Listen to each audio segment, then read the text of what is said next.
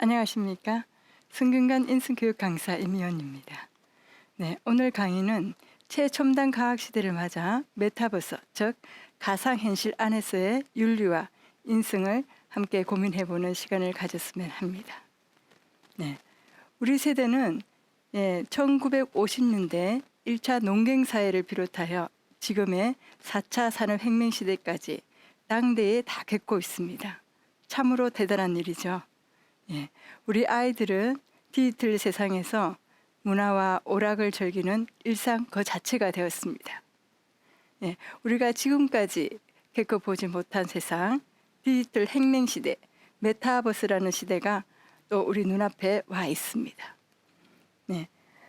우리가 아무리 아날로그 시대를 고집한다고 해도 우리 어제와는 상관없이 세상은 변하고 있습니다. 그럼 우리 일상생활이 어디까지 또 발전되어 왔는지 돌아보고 첨단 과학 시대의 인성 교육이 왜 절실한지 강의를 통해 살펴보겠습니다. 여러분 혹시 복면가왕이라는 TV 프로 보신 적 있으신가요? 얼굴에 가면 하나 쓰고 노래를 부르죠. 얼굴에 가면 하나 썼을 뿐인데 평소에 절친한 동료 연예인들조차도 잘 정체를 알지 못하는 경우가 많죠. 저도 지역에서 문화봉사를 하면서 코로나 시국 이전에 가면 무도회를 한번 한 적이 있습니다. 평소에 조용하신 분들도 가면을 하나 쓰면은 스트레스 해소라도 하시듯이 마음껏 즐기십니다. 또 어떤 분들은 울면서 얘기를 하십니다. 평소에 살면서 느끼지 못한 본인의 본 모습을 보았다 하시면서요. 메타버스는 나의 아바타가 또 다른 나의 분신이 또 다른 세상에서 사는 것이 바로 메타버스 속입니다. 사람은 두 개의 나를 가지고 있습니다. 심리학에서 말하는 페르소나와 그림자 역시 공적인 나와 사적인 나로 구분합니다. 현실 속에서의 이성을 가지고 있는 나와 그리고 내면에 보이지 않는 또 다른 나의 모습이 있죠. 사회 속에서 적당히 나를 숨기던 시대에서 나의 진짜 모습을, 즉 내면의 사적인 모습이겠죠. 그 진짜 모습을 세상에 드러내놓는 그 시대가 바로 이것이 메타버스의 세계입니다. 그럼 메타버스 정의를 제가 세 가지로 나눠봤는데요. 한번 살펴보겠습니다. 두 번째와 세 번째 한번 주목을 해주셔요. 3차원 가상 세계에서 자신의 역할을 대신하는 가상의 인물이나 분신을 통해 서로 교류하고 사회, 경제, 문화적 활동을 함으로써 가상 세계와 현실 세계의 경계가 허물어지는 것 또는 그러한 세계를 이루는 말이다라고 했습니다. 세 번째, 메타버스는 가상과 현실의 경계가 없고 다양한 활동과 가치 창출이 가능한 디지털 세계이다. 메타버스는 기술이 아닌 개념이다라고 했습니다. 저는 여기에서 메타버스는 기술이 아닌 개념이다에 주목하고 있습니다. 제 강의의 핵심 키워드입니다. 개념은 즉 컨셉을 얘기하는 것이죠. 메타버스 세상 안에서도 우리 현실과 똑같이 땅을 사고 팔기도 하고 또 명품샵에서 고가의 또 물건을 사기도 하고 합니다. 그리고 우리 아이들, 즉 알파 세대라고 하는 핸드폰 한 아이들을 가리키는데요. 그 아이들은 메타버스 속 안에서 모임도 가지고 즐기고 마시고 하고 있습니다. 실제 갈증을 해소하는 듯한 느낌을 갖는다고 합니다. 그리고 기업들에게 메타버스 사업에 투자하는 이유를 묻습니다. 그러면 돈이 되니까 다들 하죠 라는 대답이 돌아옵니다. 바로 블루오션이기 때문이겠죠. 이쯤에서 새로운 세상, 디지털 혁명 시대를 한번 살펴보겠습니다. 여러분 대단하죠? 이 첨단 과학 기술 안에 우리가 살고 있습니다. 한번 보실까요? 메타버스, 가상현실, 인공지능, 자율주행차, 빅데이터, NFT, 증강현실, 사물인터넷, 드론, 로봇, 블록체인까지 많이 들어보셨죠? 여러분들께서 경험하고 계신 첨단 기술들입니다. 오늘 강의에서 제가 집중해서 다룰 세 가지를 간단히 설명해 드리겠습니다. 이 가상현실, VR이라고 하죠. 네, 컴퓨터를 통해서 가상현실을 체험하게 해주는 최첨단 기술을 얘기합니다. 그리고 증강현실, AR이라고 하죠. 현실의 이미지나 배경에다가 3차원 가상 이미지를 겹쳐서 하나의 영상으로 보여주는 기술을 증강현실이라고 합니다. 인공지능 AI 많이 들어보셨죠? 지능을 갖춘 컴퓨터 시스템이며 인간의 지능을 기계 등의 인공지능으로 이렇게 만들어낸 것입니다. 예를 한번 들어볼까요? 이제 현장을 직접 가지 않아도 우리 가상현실 기술로 계약할 집을 둘러보기도 하고 또 증강현실에다가 집에 있는 가구를 우리가 배치해 보는 일이 현실화되었습니다.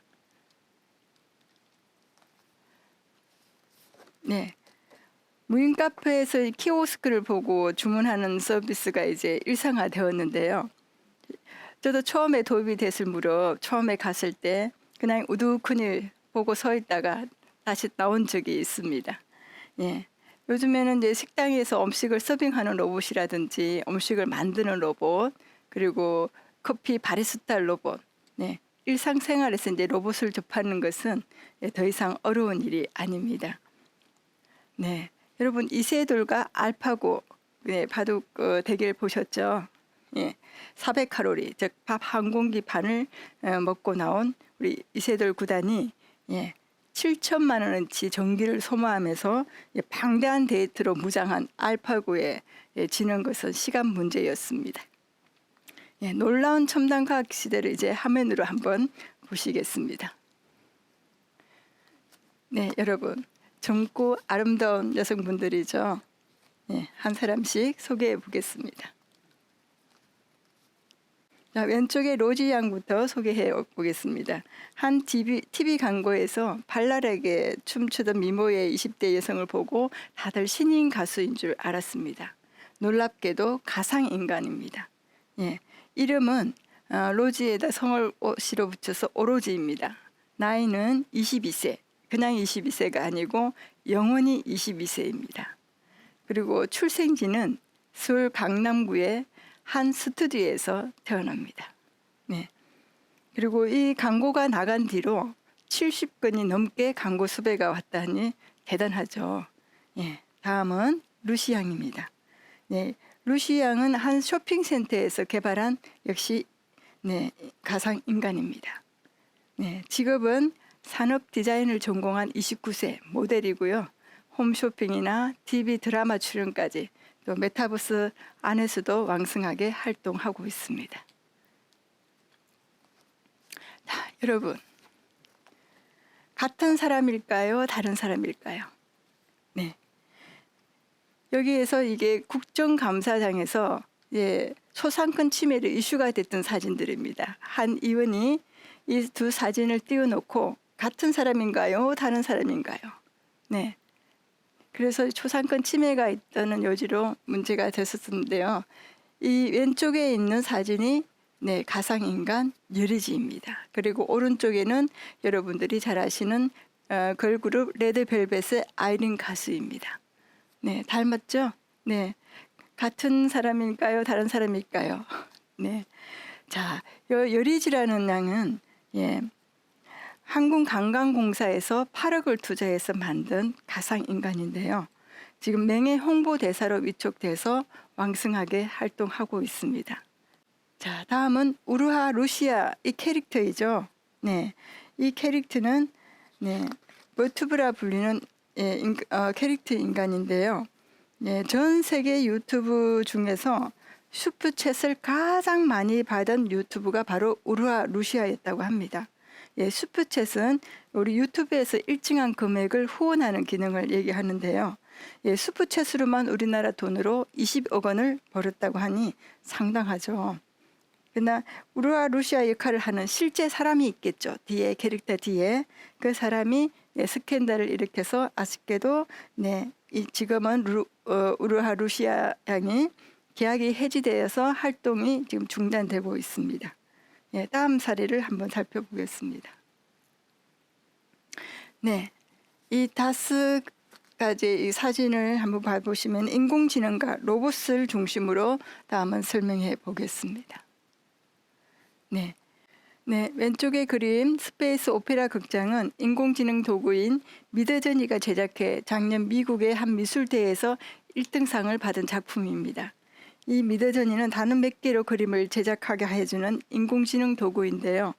예, 근사한 그림이 나오기까지 단 몇 분이면 충분하다고 하니 대단하죠. 자, 인공지능인 줄 알고 뽑았다는 심사위원들이 네, 만약 알아서도 1등을 네, 줬을까요? 했더니 다들 네, 1등을 줬을 것이라고 얘기를 했습니다. 그만큼 예술성이 뛰어났다는 뜻이겠죠. 다음은 넥스트 렘브란트입니다. 렘블란트는 400년 전에 활동한 최고의 화가 중 한 명인데요.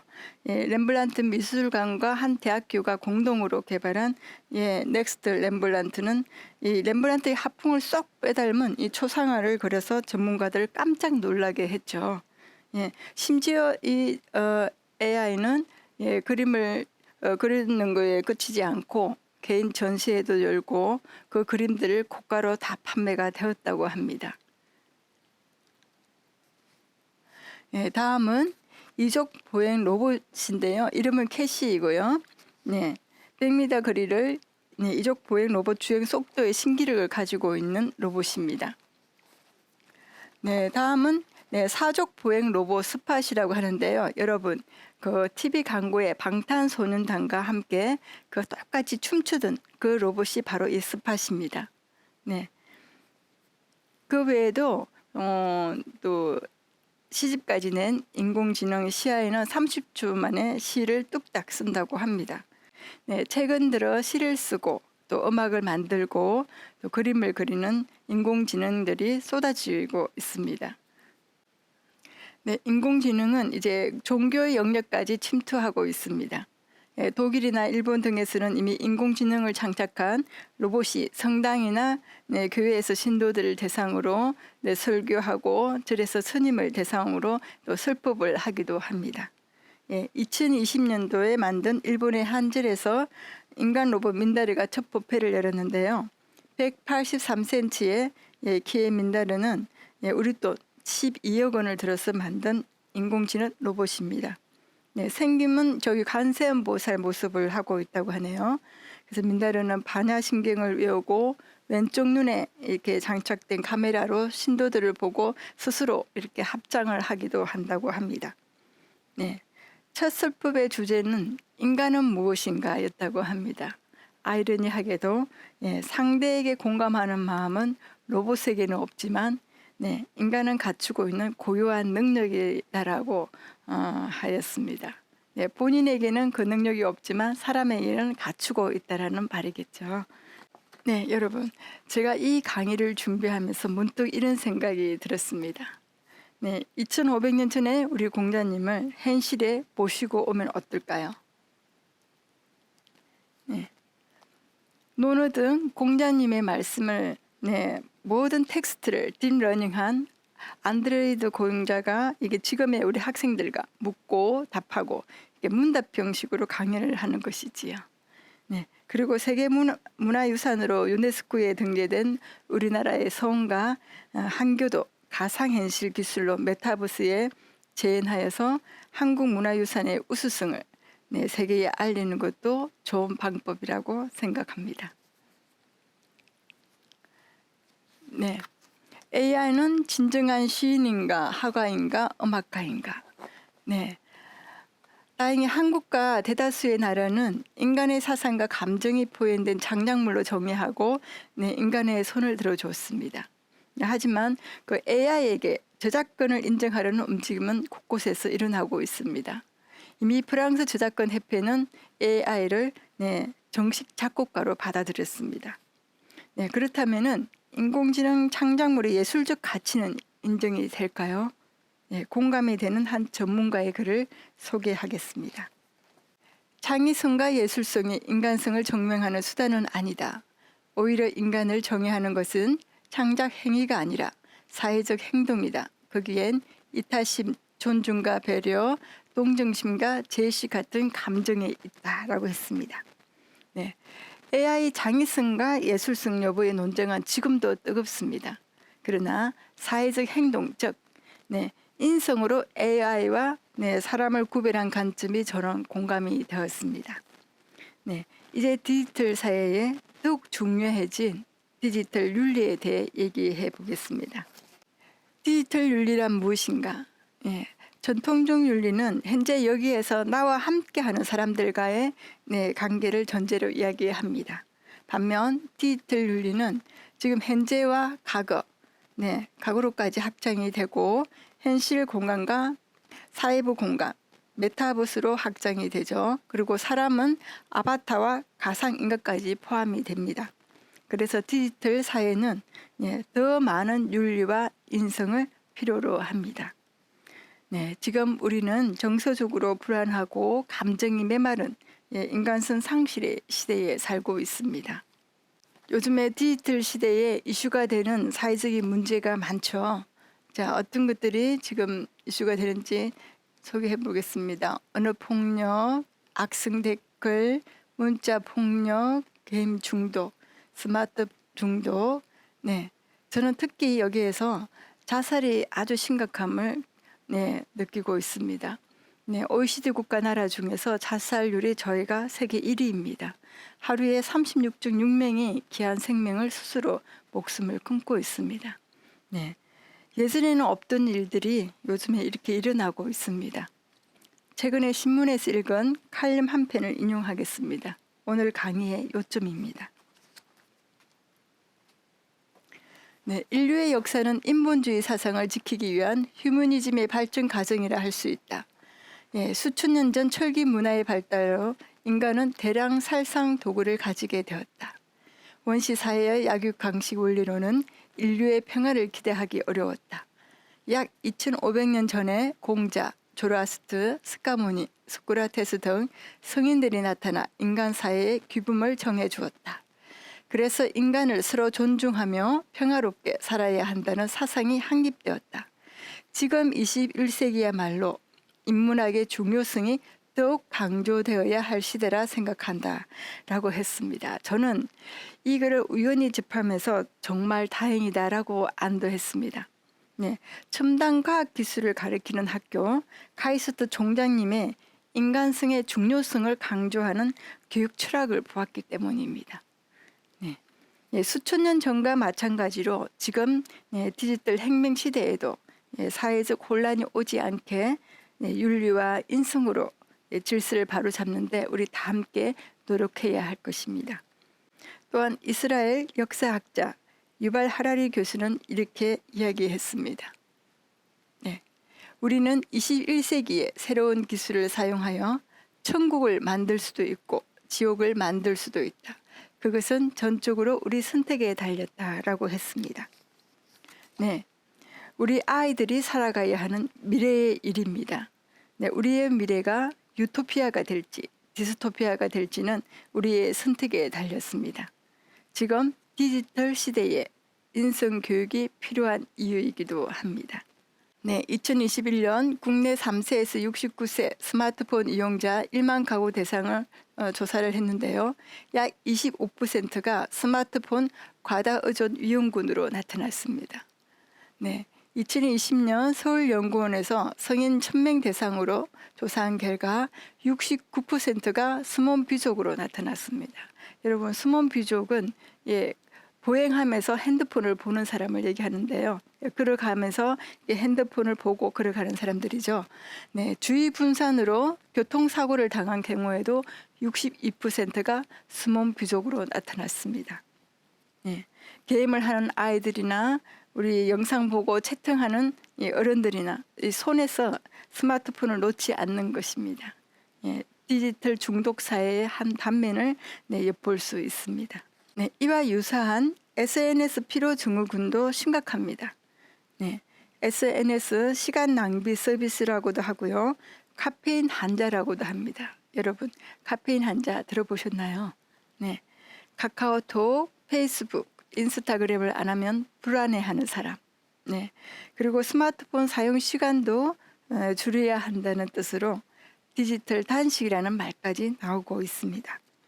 네, 그러면 디지털 시대에 우리나라는 인성교육에 관한 어떤 계획을 가지고 있을까요? 네, 2020년 10월 교육부에서 발표한 내용입니다. 네, 인성은 인공지능, 빅데이터 등 기술이 발전하는 미래 사회로 갈수록 더더욱 인간만이 가질 수 있는 고유한 능력으로서 중요한 자질이며 비대면의 사회, 디지털 공간에서 서로를 존중하고 배려하며 소통하며 책임을 다해야 하는 사회 구성원으로서의 중요한 역할이라고 규정하고 있다. 네, 정부는 올해 디지털 권리 장정과 디지털 사회 기본법을 제정할 예정으로 있습니다. 네, 디지털 권리 장정은 디지털 기술 혜택을 누구나 누릴 수 있는 보편적 권리로 규정하는 것이고요. 디지털 사회 기본법은 디지털 시대를 준비하는 법입니다. 네, 우리나라는 정보통신 선진국이고 또 국민 인터넷 접속률도 전 세계 최고이지만은 놀랍게도 청소년들의 디지털 문해력은 OECD 국가 중 가장 낮은 것으로 나타났습니다. 우리 아이들에게 디지털 교육도 중요하지만은 디지털 윤리에 바탕을 둔 인성 교육이 시급한 일입니다. 인성 교육의 한 예를 들어보겠습니다. 초고속 디지털 시대에 아날로그 중심의 인성 교육의 모델로 달의 체험을 통한 인성 교육을 추천합니다. 한국 차 문화 속의 달에는 인성 함양 교육으로서 적합하다고 생각합니다. 2015년에 제정된 인성교육진흥법에서 핵심 가치 덕목으로 추구되는 예, 효, 정직, 책임, 존중, 배려, 소통, 협동, 인성 8대 덕목은 달의 인성교육을 통해 해결할 수 있을 것 같습니다. 전국에 있는 한교와 성 같은 곳에서 가족 3대가 인성을 공유하는 체험교육이 활성화되었으면 합니다. 세상이 정신없이 디지털 세계로 빠르게 달리고 있습니다. 이럴 때일수록 뒤에서 당겨서 중심을 잡아줘야 되는데요. 뒤에서 당기는 힘이 바로 아날로그 힘이죠. 아날로그의 바탕은 인본 사상이고 윤리이고 양심입니다. 한마디로 표현하면은 인성이죠. 로봇공학 전문가인 미국의 한스 모라백 박사는 인공지능을 우리의 마음의 자식이라고 했습니다. 우리 사회는 지금 인공지능이라는 갓 태어난 이 아이를 다 함께 키우고 있는 셈입니다. 인공지능이 스스로 생각하고 판단하기 전에 지금 우리는 윤리와 인성을 가르쳐야 합니다. 이 시기를 놓치면 거꾸로 인공지능에게 지배를 당할지도 모릅니다.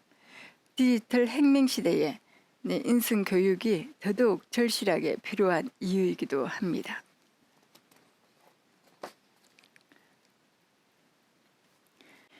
최근에 국립중앙박물관에서 방가 사유상을 만나고 왔습니다.